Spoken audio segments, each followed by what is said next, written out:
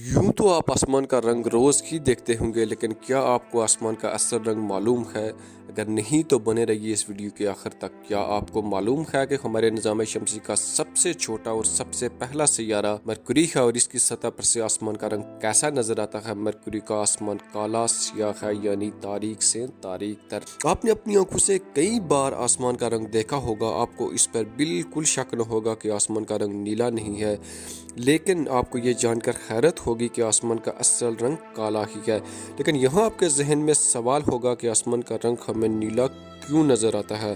तो इसके लिए हमें सबसे पहले ये जानना होगा कि सूरज की रोशनी 7 रंगों पर मुश्तमिल होती है और ये रंगों का फ़र्क दरअसल वेवलेंथ का फ़र्क है। सुर्ख रंग की वेवलेंथ सबसे ज़्यादा, जबकि नीले रंग और वायलेट की सबसे कम होती है। जब सूरज की रोशनी हमारी ज़मीन की एटमॉस्फेयर में दाखिल होती है तो फिजा में मौजूद नाइट्रोजन और ऑक्सीजन के मॉलिक्यूल से टकराती है। रेड, ऑरेंज, ग्रीन और येलो की वेवलेंथ इतनी ज़्यादा है कि ज़मीन के मॉलिक्यूल इन्हें रोक नहीं पाते और ये साफ निकलकर ज़मीन पर पहुँच जाती है। जबकि ब्लू और वायलेट कलर की वेवलेंथ इतनी कमज़ोर है कि ये मॉलिक्यूल से टकरा कर फिजा में हर तरफ बिखर जाती है। यही वजह है कि हमें आसमान का रंग नीला नजर आता है। अब आपके जहन में ये एक और सवाल होगा कि वायलेट भी तो फिजा में बिखरा होता है, फिर हमें वो नजर क्यों नहीं आता? तो इसका बिल्कुल सादा सा जवाब है हमारी आँख की देखने की सलाहियत। जी हाँ, हमारी आँख की सलाहियत ऐसी है कि ये वायलेट की निस्बत नीले रंग की वेवलेंथ के लिए ज्यादा सेंसिटिव है, यानी ज्यादा आसानी से नीला रंग देख सकती है, जिसकी वजह से हमें वायलेट रंग नजर नहीं आता, हालांकि वो होता है। लेकिन कुछ जानवर ऐसे जरूर मौजूद है जिनकी आंख में हर वेवलेंथ देखने की सलाहियत मौजूद होती है, जैसा कि शहद की मक्खी, अकाब वगैरह। एन मुमकिन है कि आसमान उनको काला नजर आ रहा हो।